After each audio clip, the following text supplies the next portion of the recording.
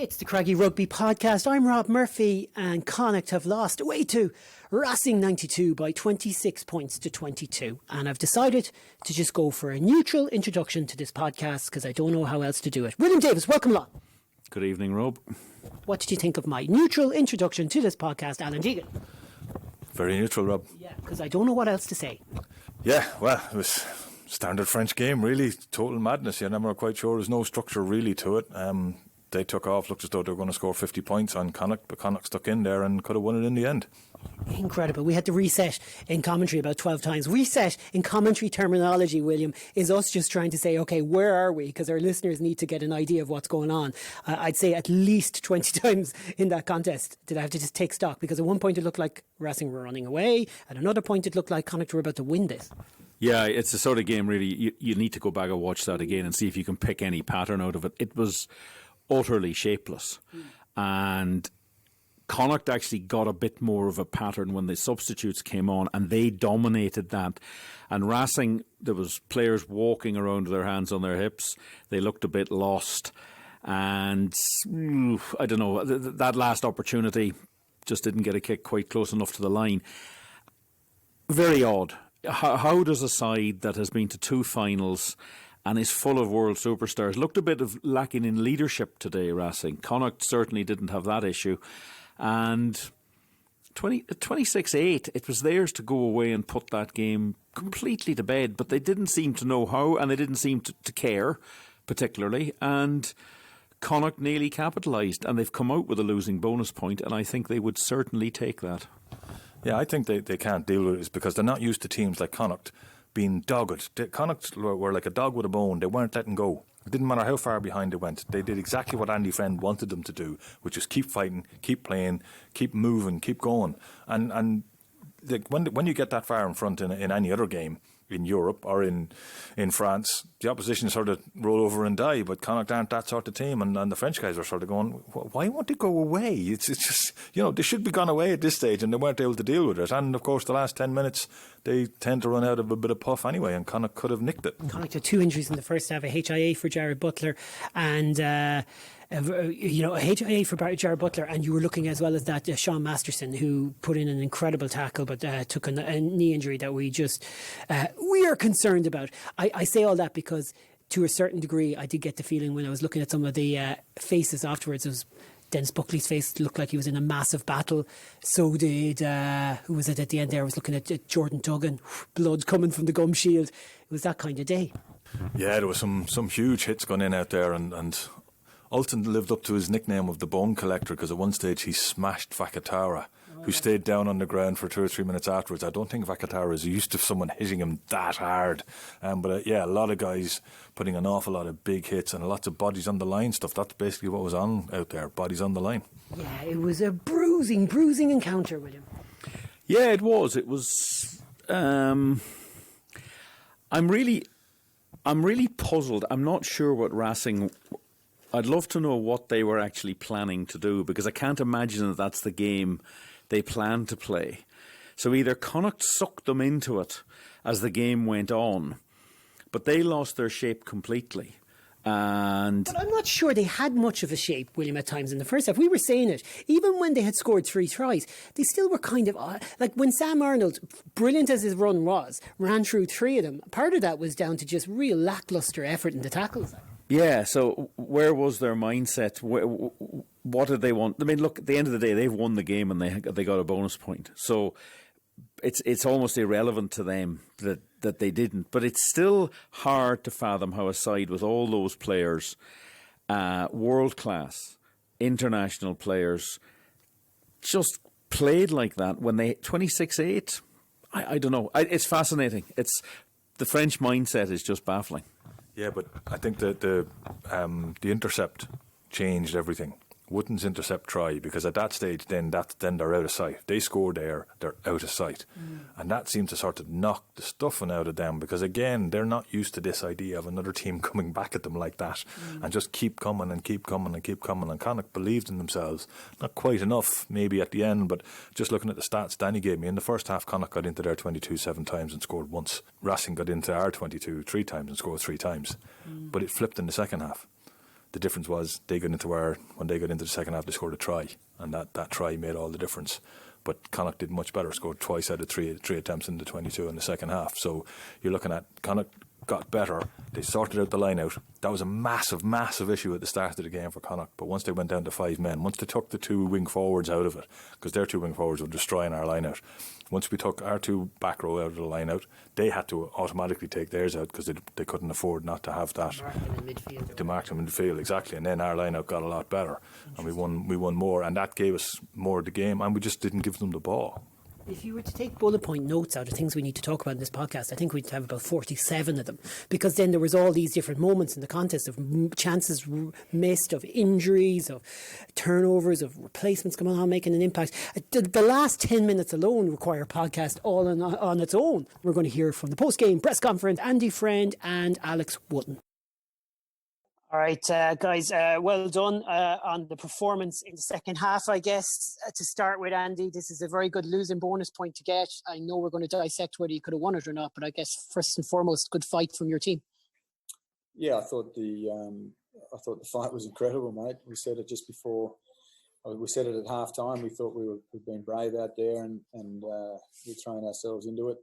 We said we need a bit more in the second half, and that's what we got, was a bit more in the second half. So frustrating that we couldn't nail it at the end there, but very hard to be disappointed with the performance. Just on the moment in the second half where they nearly, they were in Connacht's 22, 26 points to 8 up. What were you thinking there? Because there was reason to believe this game could really have got away from Connacht at that point. Yeah, there was, and let's call it as it was, mate. Their set piece and their maul was very, very dominant. That line out maul 5 metres out with about 20 to go was incredible, or 25 to go. I thought that was incredible the way we managed to turn that ball over. That gave the boys a fair bit of belief, and we sort of built on from that. So again, I thought our fellas just kept fronting up, which was great, and the scoreboard just kept hitching closer and closer. But in the end, as we saw, it wasn't enough for us. Would you be frustrated with, not to pick out Jack Hardy, who obviously had a great game, but I guess I am wondering, he probably could have found touch a bit closer in the corner. I know it's a small point, but were you frustrated with that platform? Because had that kick gone into the corner, it would have been a much better platform to get that 4th try. Oh, Jack was the first bloke to say that when he came off, and he apologised. Okay. He said, well, hang on, Jack, that's one thing in 78 minutes, at the time, or 79 minutes. So, there were so many other good things that he'd done, but that's footy, mate. Yeah, it certainly is. The impact from the bench was very strong. I know it's something that you believe in. You often say it. Our impact players, I think you have a phrase for that as well in terms of what you're looking for from them, but you can't fault that. Oh, I thought they were brilliant when they came on. I thought our 2 young props, Jack Ainger and Jordan Duggan, incredible physicality and timing. I just thought they were fearless with what they did. To a man, everyone that came. And Ken Prendergast, he's only first year in our academy, comes on and again just throws his body around. I thought Connor Oliver was really, really physical out there. Hunt, Blade. They were all good, mate. Bundy, Tim at the end there. So they were all good. They gave us good energy. Would you kind of hold up if people were starting to say, my God, this is a real statement from Connacht, or taking on a side that lost 2 Champions Cup finals? Some people suggest that Connacht are going to struggle at that kind of level. And here they are getting a losing bonus point, almost winning the game. If people start to their minds start to wander and just think to themselves, my God, Connacht are at a much bigger level than we thought. What would you say to that? Oh, we've got belief in ourselves, and I'm actually not too fazed what other people think about us. We're a big team, and we're building ongoing belief and understanding of the way we want to play and what we can do to opposition. So we got some learns there today, but we also did some really good things there today. So we just said at the shed there, it's frustrating we didn't win it. We picked up a losing bonus point. Now we've got Bristol to look forward to next Sunday. You're still alive in this competition. The feeling we've got from the other games of this weekend and this game as well is there's been a strange flow to them. They've been up and down, lots of excitement. Is that something you've picked up on? Is going to be something that you kind of consider going into that Bristol game as well? Not too fazed with what other teams are doing, to be honest, Rob. All we can control is what we do against Bristol. we'll dissect this game and we'll pick out the good bits, the things that we thought we did well at, and make sure we try and keep that. We'll also have a look at the areas that we weren't so good at, and make sure we tighten those up. And massive opportunity for us next week to beat Bristol at the sports ground. Alex, your try changed the game and probably played a key part in that losing bonus point. What was going through your head when you went for it and when you saw the ball coming your way? Look, we trained all week knowing that we'd have to get off the line, and there's only one way I was going to go, and that was off the line because we're on our own try line. So, like I said to Andy there, I was quite lucky because there was only one thing I was going to do there. So, I was managed to pluck it out and run the field. Teddy Tomal reckoned he could still catch you. You weren't worried, were you? I wasn't worried this time. On a wider scale, like, how did you regroup in that game? Or is it fair to say that at one point it looked like it was getting away from you? Is that what you felt, or what was your thought process as they got that bonus point try and went 26-8 ahead? Look, we touched on it in the sheds there. Like Andy said, the amount of belief that we have in this team is something that I haven't felt for a very long time. And we said at half time, we looked at each other in the eye and we said, let's do it for each other. And that belief you can't really beat. And we did it for ourselves, I think. And Racing maybe thought, who are these guys? But now they know. So I think welcoming them at Sports Ground will be nice, and hopefully we can welcome them with some nice weather. It's going to be a big test again next week. Does this performance help the way you'll phase into that or shape into that game? Will you have garnered an extra little bit of belief, or was that belief there anyways? I think the belief was there. I mean, we're able to see what we can do on a day-to-day basis at the sports ground and the training facility. So we know it's there. And we said it before in the games where maybe we haven't pitched up like the Scarlets game at home and in the Pro 14. We're letting ourselves down a little bit sometimes because we know what we're capable of. And they're the enjoyable ones where, you pitch up and you give it your all. And you can see today we did a few good things, but, we've got a lot of things to learn as well. So that in itself is exciting. That's your first Champions Cup game in a Connacht shirt. What is Champions Cup rugby like? What does it mean to you to be playing at this level? Look, it's a step up from the Pro 14. Some people say it's a bit of a game of chess. It's the closer thing to international rugby, and it probably is. There's that extra bit of physicality and that technical side of it. But it's just keeping to the simple things and doing them well. And like you said, expressing yourself. And I've played this team before in a Munster jersey and, in quarterfinals, semi-finals, and you've come away with the game not throwing a punch. So it's nice to come away today knowing that you've thrown a few punches yourself and done yourself justice, I suppose. 6 tries in 8 games. I'll finish on this, Alex. What does that statistic mean to you? Look, I think it's just the way we play. We've got some very, very talented backs in this Connacht team. And, the cliche goes, I'm just in the right place at the right time, and that's really the case. The only bollocking I've got is putting the ball down with one hand from Andy. So just catch and put the ball over the line with 2 hands. So look, it's really exciting. And look, with what's obviously gone on this year and this season with the COVID, with this on a personal level and as a collective, I think things are just really exciting for us. And hopefully the sooner the better we can get some people in the stadium to enjoy it with us, the better. Hi, Andy, Linny here. How are you? Good, thanks, Lynn. How are you? Actually, well, I have to say, you actually don't look it. You look thoroughly kind of down about this, despite the fact that no one probably expected you to win this anyway. So is that how you are feeling? Because you don't look the happiest. Yeah, it's just a frustrating one. Like, we knew it was going to be tough, Lindley, but we put ourselves in with a really good opportunity to win it, and we didn't in the end. So, yeah, there is an element of frustration. So there's an element of pride, no doubt, but it's pretty hard to hide the emotions. What's the most frustrating thing about it? You missed opportunities in the first half that you created. You created more in the second half and got them. And the swings and roundabouts, of games of rugby. What was the most frustrating thing? Yeah, probably that we worked so hard to come back and then just couldn't nail it at the end. Momentum had definitely swung our way after we'd worked so hard to turn the momentum. So yeah, and to get that penalty at the end and to be in their 22, I could envisage that we were going to win that game of football, but we didn't in the end. So they lost. They missed opportunities as well. So in the end, the result is probably a fair reflection of it. But either team could have won that, and they did. Just in terms of the forward play, obviously they were very strong up front. Their rolling maul was difficult to deal with. Is that one of the issues that you would have to look at when you go up against another team like that?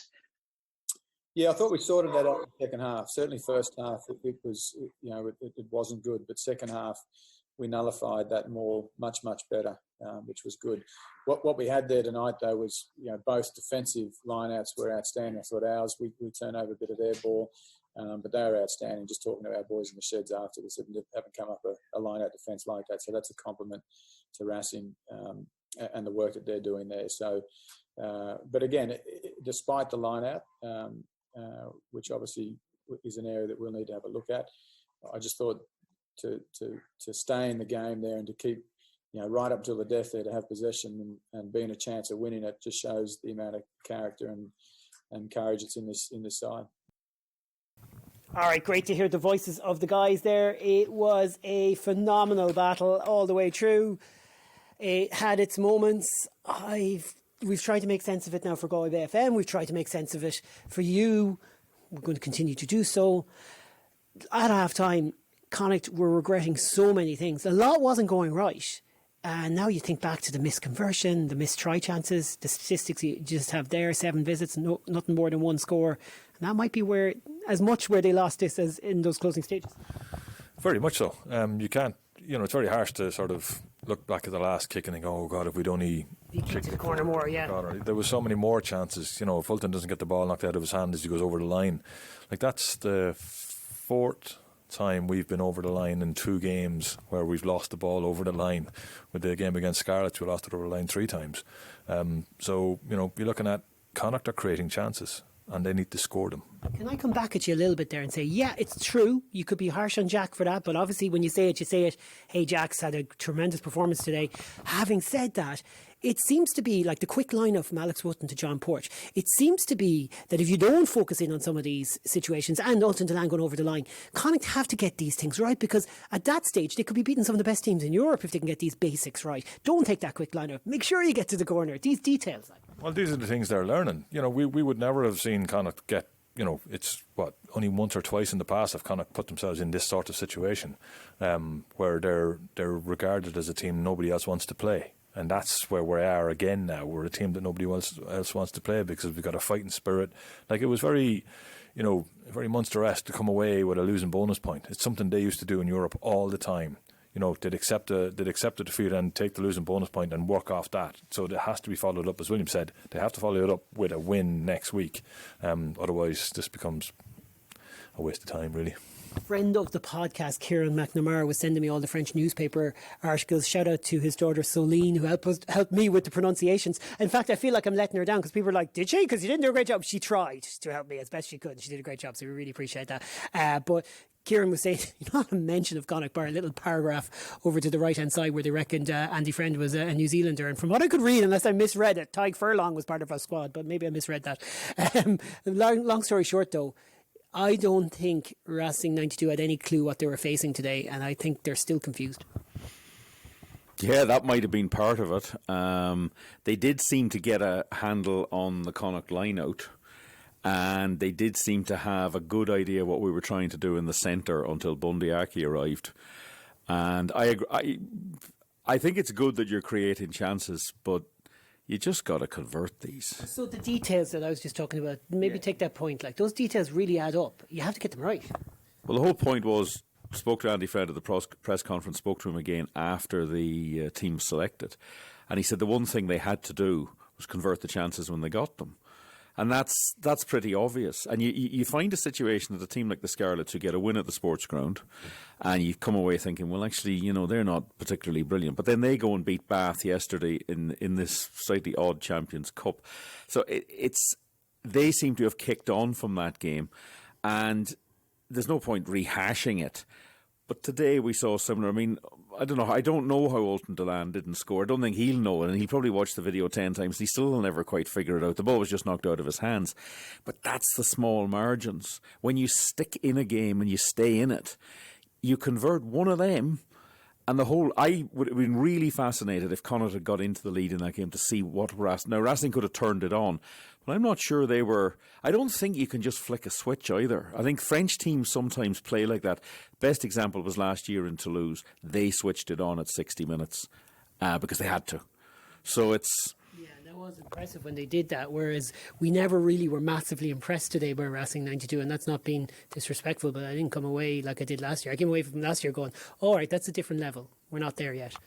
No, but our bouncers, as they're now called, our bench was. I couldn't think of the word in the press conference. I was like, what you call them, Andy? But I didn't want to go that far. Yeah, the bouncers bounced today. They really did bounce, and we didn't get the same bounce in Toulouse last year.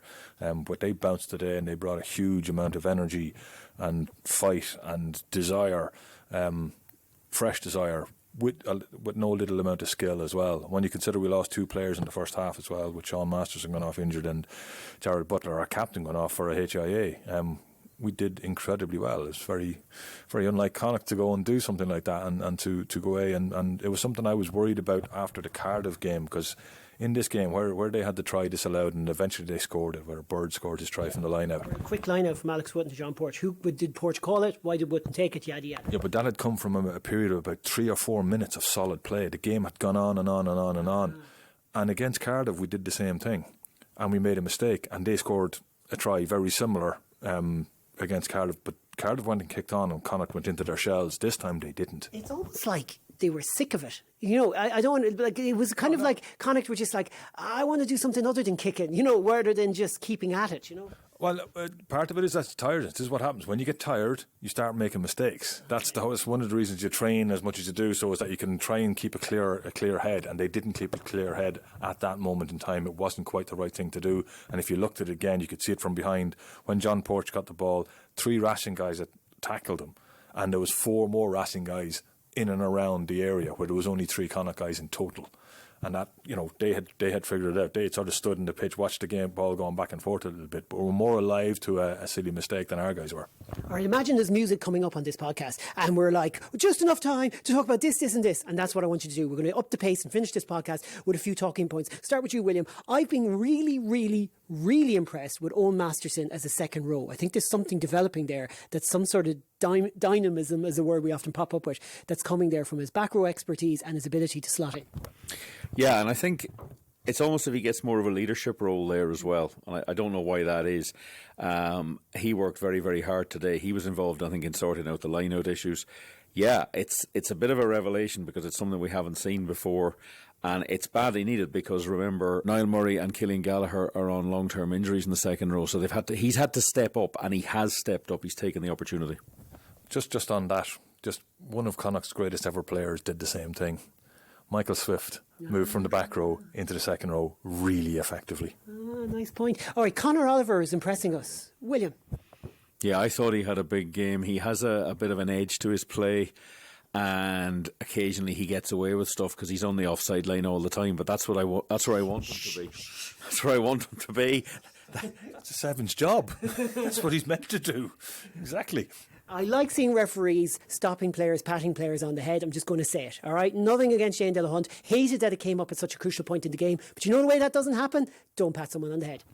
Agreed. Couldn't agree more. I go bananas at it. There's just no need for it. There was just no need. And I think Shane had just come on the field, and it was just probably one of those things that happened, and he just went on the field and just, Ball came to him at the back of the line from that very penalty, and it was, as I said, Keith Wood-esque as he belted it down the field. Oh yeah, he must have made 70 metres on that penalty, and again that was a huge turning point as well, because it led to the Conor Oliver try, I think, didn't it? It did in the end, and it's one of those things again that Racing are going, hang on a minute, these guys just won't go away. You know, they just won't go away, and I don't think they're used to it.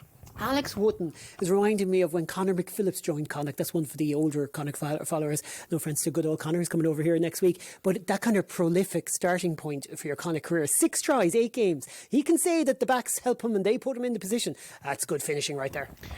Yeah, it is. It's important, and it's reading an interception like that, because if you get that wrong, they're in for a try. But he saw it. He saw the slow pass. He saw the movement slightly breaking down, a bit ponderous. They should have scored it, Racing. Well, he scored under the post, and there's a great skill in that. And sometimes you just get on a run and, yeah, keep going. Jared Butler and himself are among two of the three players who've started every game. You know who the other one is? Going to you on this one, John Porch. He really has been consistent. And again, today, such an influence.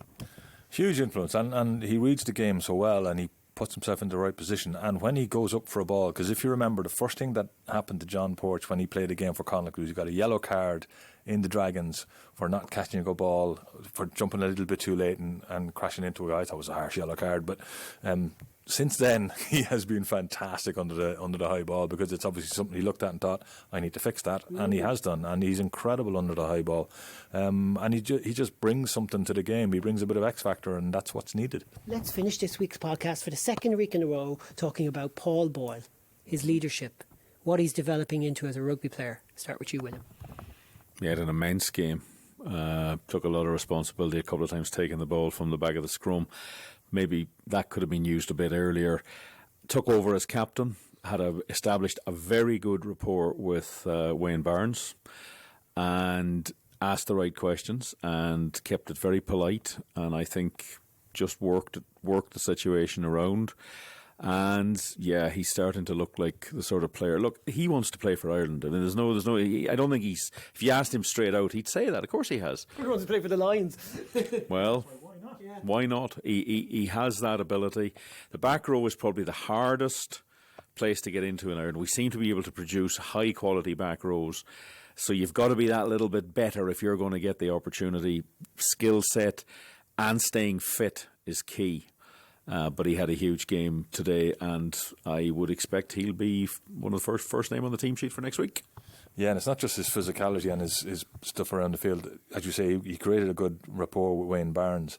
And when he asked about the penalties, and Wayne Barnes said, no, there's only been 4 so far. That was Racing's 8th penalty. So he obviously had been counting the penalties in his head. So it's not as though he was just asking the question. He'd figured it out. They'd given away 8 penalties. And if younger rugby players are listening, remember what he said then. He was 4 for them. He didn't go, no, it was 8, because you don't speak to referees like that. He just went, okay, is that the way we're playing it? And that's what we're talking about, isn't it? The temptation to argue was there. He didn't. By the second half, they're having a little laugh about how long he took for an advantage to be given.